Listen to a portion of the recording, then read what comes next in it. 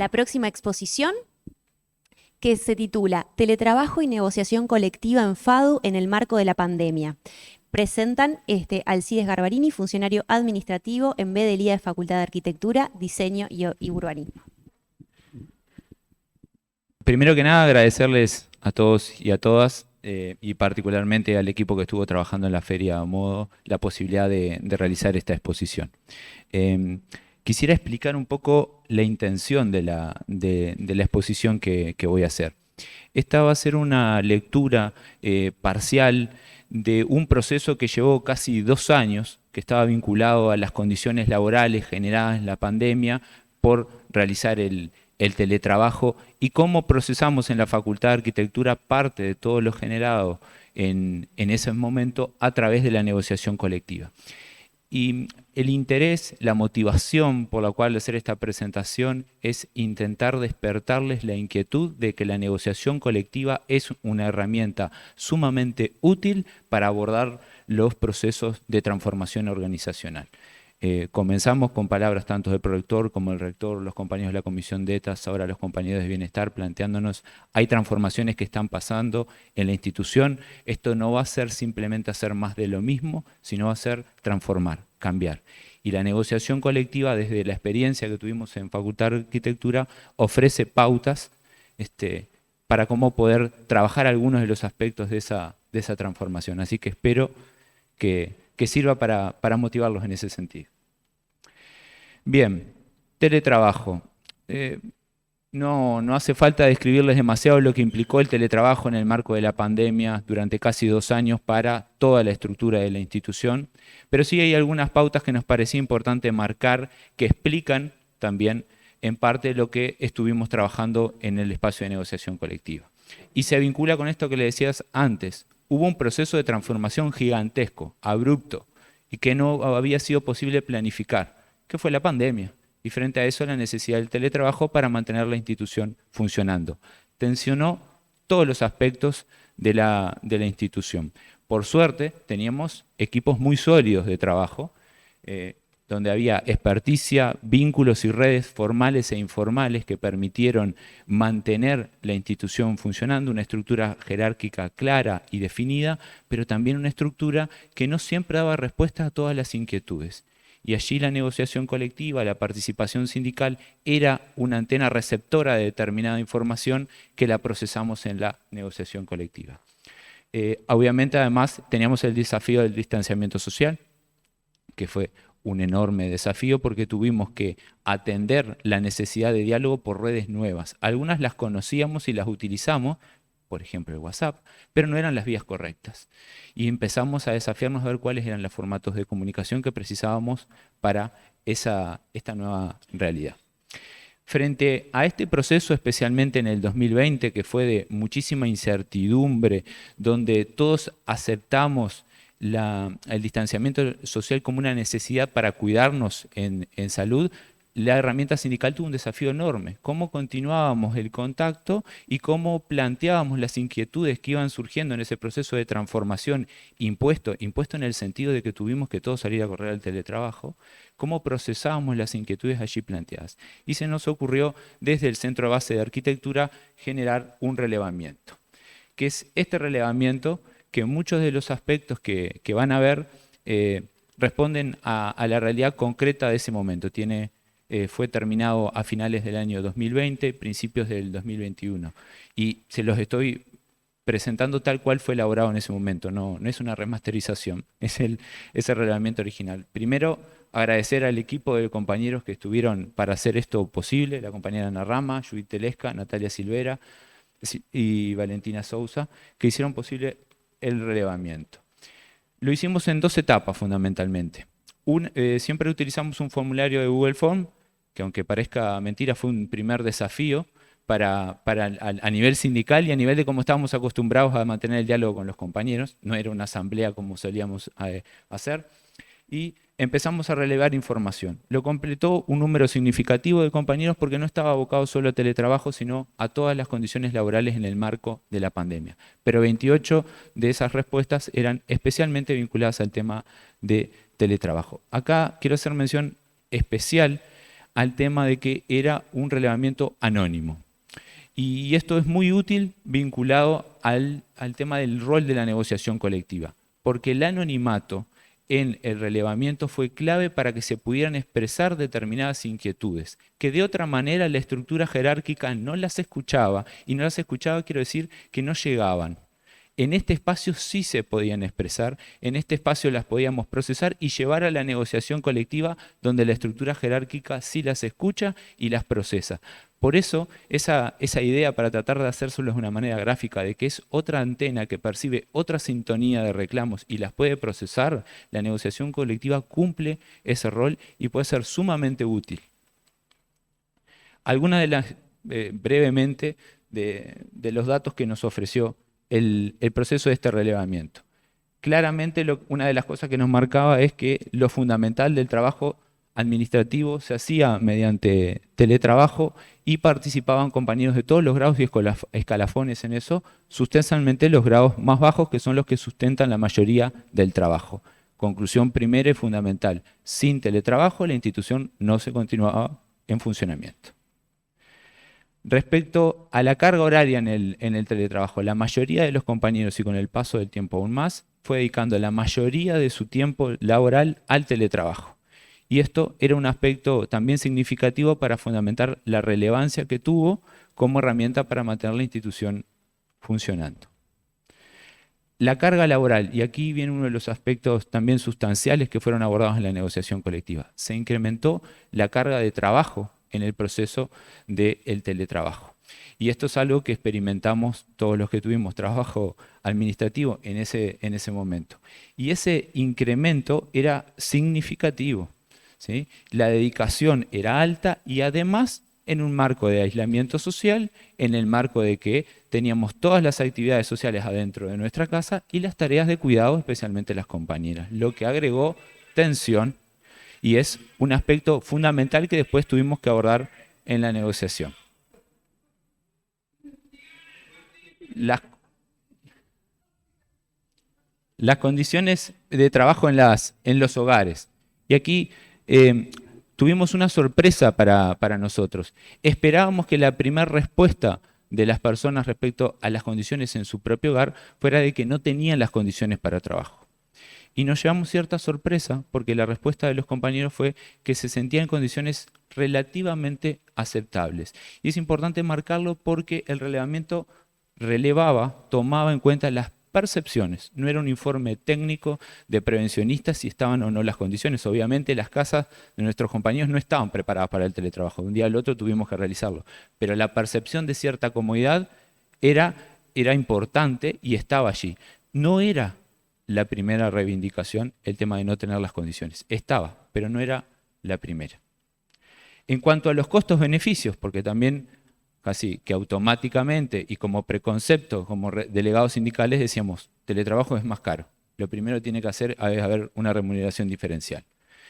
Eso tampoco fue una de las respuestas, una de las cosas que se nos autoafirmaron. Al contrario, la valoración es que más o menos entre lo que nos ahorrábamos de transporte y demás, sí teníamos mayores gastos en otros aspectos, pero teníamos más o menos un equilibrio en el marco de una enorme pérdida salarial que implicó este gobierno, ¿no? Y su política de recorte. Eso está claro, pero el problema no era necesariamente el teletrabajo, sino la política salarial.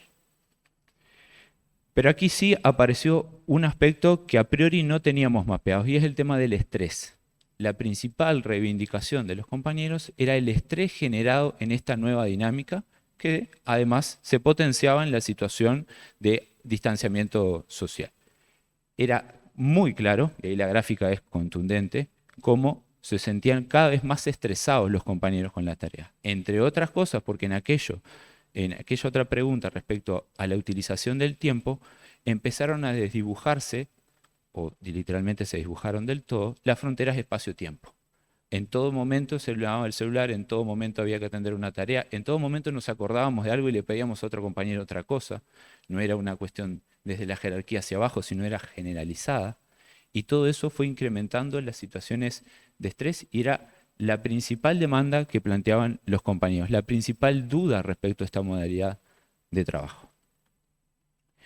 hicimos una pregunta más que nos parecía relevante, que es, ¿cómo ven el teletrabajo luego de la pandemia? Porque era un cambio en la dinámica laboral muy importante, que bien nos tuvimos obligados a transitarlo en el marco de la pandemia, y a futuro, ¿cómo la vemos? ¿Es una opción? ¿No es una opción? Para también en esa pregunta valorar desde otro lugar cómo se estaba viendo el teletrabajo. Y había una percepción de que el volumen de trabajo que había en ese momento de pandemia iba a ser bastante permanente, pero además de que era una opción, una alternativa interesante para continuar trabajando después de la pandemia. Esto fue a priori de las resoluciones que tomó la institución posteriormente, que volvimos todos a la presencialidad y el teletrabajo no continuó. Pero pese a las situaciones de estrés, pese a las incertidumbres generadas en el teletrabajo, se veía como una alternativa a una forma de organizar el trabajo. Y esto queda casi que pendiente como algo anotadito para adelante que tal vez podamos trabajar. Como una especie de resumen, unos apuntes sustanciales. ¿Se puede correr un poquitito? Perdonen, porque quisiera leerlo. Ahí va, literal. El teletrabajo era indispensable. Opa, ese fui yo. El teletrabajo era indispensable para que la facultad se mantuviera funcionando, y esto fue reconocido por la institución. Y esto es sustancial marcarlo, porque va a ser elemental para cómo después llevamos adelante el proceso de negociación colectiva. Implicó un gran aumento de horas y de volumen de trabajo que no había sido planificado porque no podía planificarse lo que sucedió, pero igual tuvimos las capacidades para hacerle frente, con todas las carencias, pero tuvimos las capacidades. El estrés era la mayor demanda que surgía, incluso más que las demandas de retribución y de equipamiento o otros materiales para realizar la tarea. Y la última es que se percibía el teletrabajo como una alternativa hacia adelante, como una posible relación laboral. Con todos estos datos, desde el Centro de Base de Arquitectura nos planteamos, si bien veníamos trabajando en las situaciones emergentes y concretas, tener un proceso ordenado a través de la negociación colectiva con las autoridades de la facultad, con la estructura administrativa y jerárquica de la institución, para abordarlo y plantearnos desafíos hacia adelante, porque no sabíamos cuánto iba a continuar el teletrabajo ni qué iba a pasar después de la pandemia. Y es así que vamos a un proceso de negociación colectiva.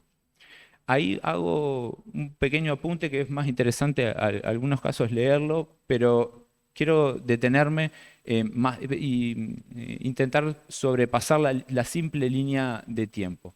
Primero, importante detalle a tener en cuenta, todas las actas del proceso de negociación colectiva están en ese expediente que están ahí, cualquier cosa se los puedo facilitar al que le interese. Hubo un proceso ordenado y cuidado que se reflejó en actas, que en las negociaciones colectivas son todo un tema, generalmente, porque qué decimos y cómo lo decimos. Y ahí las partes que participamos, fíjense en que no digo las dos partes, digo las partes, en plural, fuimos muy cuidados en estos aspectos. Y pudimos ordenarnos en un sistema de actas. Primer puntualización importante cuando inicia la negociación colectiva en abril 2021. La institución, y esto es cita textual del acta, la institución plantea la necesidad de que lo trabajado en esta instancia de negociación guarde relación y coherencia con otros espacios de trabajo y resolución en la Facultad de Arquitectura. Primer puntualización importante que hace la institución. Queremos que esto sea un espacio más, un espacio que genere sinergias, que genere diálogos, que genere coherencia, no que sea un espacio que solo genere ruido o tensiones. Y en ese sentido encontramos una coincidencia fundamental también desde cómo lo fuimos trabajando a nivel del sindicato, porque nosotros participábamos con delegados en los espacios de gobierno, llevábamos información a la negociación colectiva, de la negociación colectiva llevábamos a los espacios de gobierno, delegados de gobierno participaban en la negociación colectiva y con ellos conversábamos para las posturas en el consejo y así. Es un espacio más relevante, es un espacio que recibe otro tipo de mensajes y los procesa. Pero tenemos que entenderlo como parte de un cuerpo orgánico con un montón de tensiones y diálogos constantes. Poder haber compartido esta visión con la institución nos permitió que la negociación colectiva avanzara. Desde AFARC hicimos los planteos sobre la situación del teletrabajo y la necesidad clara de generar un compromiso y un protocolo, cosa que en ese momento no existía. Recordemos que no había legislación nacional sobre el tema del teletrabajo. Empezamos a basarnos en ese sentido en la legislación que podíamos consultar de Argentina y España, que es donde nosotros encontramos que sí había insumos aprobados, y en parte lo fuimos reflejando en un documento que presentamos a la instancia posterior, basándonos en este relevamiento que les presenté el 15 de abril. La primera respuesta de la institución cuando lee el material es tener una aceptación general. Los objetivos que allí están planteados están bien, pero nos hacen un comentario relevante. Creo que fue Ernesto incluso que está presente ahora aquí en sala. Bajemos esto a tierra. Las definiciones conceptuales sobre el teletrabajo nos van a llevar a discutir un montón, pero bajemos la tierra. ¿Qué cosas en concreto precisamos hacer en sintonía con estas definiciones generales? Vayamos a lo concreto. Y ahí nos pusimos a avanzar, en base también, obviamente, a un trabajo de consulta de ida y vuelta constante con nuestros compañeros y con la estructura administrativa de la institución que también estaba representada en el espacio de negociación colectiva. Es así que el 6 de mayo se expresa la voluntad de tener un acuerdo sobre este tema, un acuerdo circunscrito a la órbita de la facultad, porque estamos hablando de un tema central de toda la institución y de todo el Estado, pero bueno, el espacio que nos abocaba era este, y entender eso como tal era relevante. Trabajamos sobre el tema de los horarios, las formas de comunicación, la seguridad laboral, el estrés, fuimos abordando punto a punto y conversándolo. Y desde la parte nuestra, desde la FARC, se hacía hincapié en acordar los criterios concretos y ya introducimos el tema de una compensación por todo el proceso del teletrabajo que se había generado. En parte también porque ya sabíamos desde un espacio cogobernado, porque en facultad tenemos transparencia en cuanto a la información, de que había un bolsón de recursos de economías del año anterior, del año 2020, que estaba disponible y que habíamos muchos interesados en distintos usos de esa economía, como toda economía de la institución Universidad de la República. Y empezamos a trabajar ese aspecto en simultáneo que habíamos ido trabajando el protocolo sobre teletrabajo. Y llegamos a ese acuerdo que está ahí abajo el día 20 de mayo del 2021, que después se va a ratificar en los espacios tanto nuestras asambleas como en los espacios de cogobierno de la institución. Y me permito la lectura literal de cómo definimos ese fondo. Fondo asociados a los cargos TAS, y entre paréntesis, generados por economías de dichos cargos y aportes de la facultad. Reconocimos que ese bolsón de economías que estaba no era nuestro exclusivamente. Era fruto de un proceso de la institución y que estaba utilizándose en los años prepandemia para la asignación de horas extra, de determinadas compensaciones para las tareas y demás. Pero obviamente la pandemia generó que eso no se utilizara, al menos en su totalidad. Teníamos un disponible. ¿En qué lo utilizamos? En el marco del recorte presupuestal que nos impuso el gobierno, había muchas intenciones para su utilización. Y terminamos atendiendo las tres principales ejes o demandas que había con este acuerdo que está expresado en números más abajo. Primero fue, desde una parte fue entendido como resignar, desde otra parte fue entendido como una acción solidaria, pero al final de cuentas la conclusión fue destinar 800.000 pesos de ese fondo para la compra de computadoras para estudiantes que de otra manera no podían estudiar, no podían continuar en ese proceso. Y esto generó tensiones, y hay, primero que nada, ser honestos nosotros, como funcionarios y sindicalizados, generaba tensiones a nuestra interna. Y abordar ese proceso e entender cómo era parte de un acuerdo general, cómo era parte de lograr un objetivo institucional que nosotros compartimos, que es el derecho a la educación pública y demás, permitió darle una solidez política al acuerdo relevante. Además, se destinaban 500.000 pesos a la compra de equipamiento porque parte de las reivindicaciones nuestras y también de la estructura administrativa es precisamos mejorar los equipos para continuar el teletrabajo. Y el 1.500.000 restante para la distribución en una compensación salarial, igualitaria para todos los funcionarios de la facultad, hayan realizado teletrabajo o no, porque muchos compañeros obviamente tuvieron que trabajar presencialmente. Incluso se contempló a los becarios que como no se les podía abonar el monto por disposiciones legales, lo que se hizo fue darles días libres, asuetos, equivalentes a ese monto. Al final de cuentas, esto entre los 133 funcionarios en formato nominal fue alrededor de 13.000 pesos que se abonaron en diciembre del año 2021. Este fue para nosotros un proceso muy rico que después reafirmamos y cerramos el 6 de junio junto con los criterios de de teletrabajo que los voy a pasar a mostrar ahora. En esta parte tal vez haya ser un poco más rápido para intentar dejar tiempo para el intercambio. El acuerdo que alcanzamos sobre teletrabajo es un texto de una carilla, pero tiene esos 5 grandes ejes. Respecto al tema del horario, el respeto de los horarios usuales prepandemia y la necesidad de que cualquier posible cambio horario sea solicitado por el trabajador quedó reafirmado, así como el respeto a la normativa. Parecería bastante de perogrullo, pero en el momento del distanciamiento social, de las comunicaciones informales que se generaban, todo estaba trastocado. ¿Y dónde cabía la normativa para tomarme una hora de artículo 15? ¿No? Bueno, aquí volvimos a ordenarnos un poco en ese sentido, mantener las reglas claras, los procesos y fundamentalmente protegiendo a los compañeros que también nos dejábamos llevar en esa dinámica del sobretrabajo de forma sistemática. Respecto a la comunicación estuvimos trabajando bastante, intentando que fuera formal, de una manera registrable, cuidando las formas, porque también al llevarla a estos nuevos medios de comunicación perdimos algunos criterios que estábamos más acostumbrados en la presencialidad. Instalamos las reuniones periódicas por Zoom para coordinar el trabajo, que fue un aspecto sustancial. Hoy parece ordinario, pero en su momento todavía teníamos resistencia para utilizar ese tipo de formatos.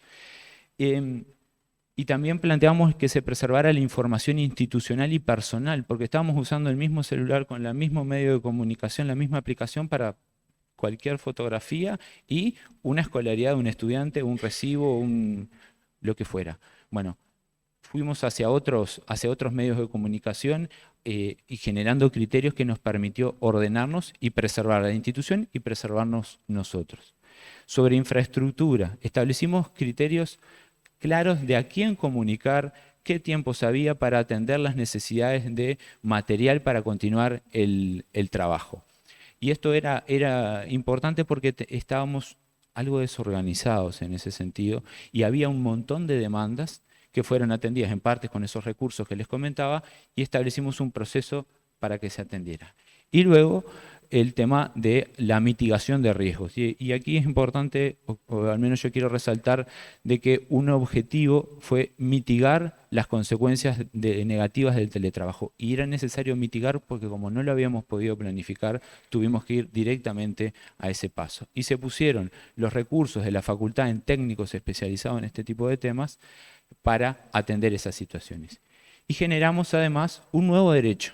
Y eso también es algo creo que muy relevante. El derecho a la desconexión, que es algo que estaba en la legislación española y argentina, no existía aquí y lo establecimos como un nuevo derecho frente a una situación nueva, frente a un cambio y implicaba que cada funcionario, si estaba en una situación de estrés, de sobrecarga, avisando a su superior directo, podía tomarse un tiempo sin hacer uso ni de artículos ni de otras formatos que están en la normativa de la universidad para poder volver un poco en sintonía y después reconectarse al trabajo. Y el derecho a desconexión es algo que, si algún día volvemos al teletrabajo, ya lo tenemos medio trabajado en Facultad de Arquitectura. Y voy a cerrar con la última diapositiva que intenta marcar desde lo que fue la experiencia exitosa que tuvimos de negociación colectiva en arquitectura, qué son los aspectos que nos parecen que podemos sacar como conclusión en blanco y negro para comentarles a ustedes e intentar motivarlos al proceso de negociación colectiva en su servicio. Sobre los roles en la negociación colectiva. La integración que nosotros tuvimos en la negociación fue una integración plural que fue cambiando y fue sumando partes en el proceso. Esto para nosotros fue positivo porque permitía que el espacio tuviera todas las voces y los matices y pudiera allí generar diálogos constructivos. Siempre desde la aceptación del rol que se autoasigna el otro. Y esto es importante. El rol del decanato no se lo asignábamos nosotros, ni el decanato asignaba el rol del sindicato. Nosotros nos asignamos nuestro rol, entendemos cuál es nuestro deber y lo expresamos nosotros. Del otro lado tiene que haber respeto y empatía. Nosotros la encontramos y fue clave para que este proceso haya podido ser exitoso. Yo ponía el concepto allí puesta en valor. Todos entendíamos de que este proceso era valioso, era útil. o había mucha sinceridad en cómo se planteaban los temas, la información estaba arriba de la mesa, se valoraba a los participantes, éramos cuidadosos en el proceso, en los términos y en lo que hacíamos dentro del espacio de negociación y afuera. A mí me gustaría usar la palabra de que lo trabajamos con cariño. Lo que estábamos haciendo, teníamos cariño por lo que estábamos haciendo y sabíamos que podía dar resultados y eso nos permitió cuidar el espacio. Un espacio que generaba interacciones con otros espacios de la facultad, con sus contradicciones, con sus tensiones, pero de ida y vuelta. Entenderlo como un espacio más, como una herramienta más, parte de todo ese organismo, y que los que estábamos allí también participábamos de otros espacios y generábamos diálogos y trasiego de información y de valoraciones, permitió que el espacio se conservara y que se fuera potenciando, tanto con la estructura del gobierno como en la estructura institucional. Aquí quiero hacer énfasis en esto. No todos los reclamos se escuchan por las estructuras organizacionales, no por ningún tema de voluntad, es porque no están diseñadas para eso, están diseñadas para otra cosa. Y la negociación colectiva con una participación fuerte del sindicato permite escuchar y procesar otro tipo de inquietudes que después pueden ser evaluadas, trabajadas y ojalá que acordadas en el espacio de negociación. Por eso creo es que el proceso de negociación colectiva tiene un fuerte potencial como receptor digestor de planteos en el marco de un cambio organizacional importante, como en este caso fue el teletrabajo en la Facultad de Arquitectura. Nos dio un resultado exitoso. Siempre generalmente tendemos a decir que aprendemos de los errores, no lo cuestiono, pero también podemos aprender de los éxitos cuando los hay. Y bueno, cierro con los agradecimientos a los compañeros de la Mesa de Arquitectura que hicieron un trabajo muy concienzudo para que todo esto pudiera rendir sus frutos en todas las canchas, en la cancha del pasillo, en la cancha de la negociación, en la cancha del gobierno, en todas las que había que estar. El compañero Mar Ferreira, Sebastián Nacarato, Ana Rama, Tatiana Sanguinetti, Natalia Silveira, Ernesto Spaisman y Judith Telesca. Natalia y Judith se preocuparon de llamar a compañero por compañero para hacer el relevamiento. Había mucho compromiso con lo que estábamos haciendo. Y también a las compañías de otros centros, que Carolina Caviglia y Valentina Sousa, que dieron una mano importante en el proceso de digestión, más que nada, de lo que fueron esos datos.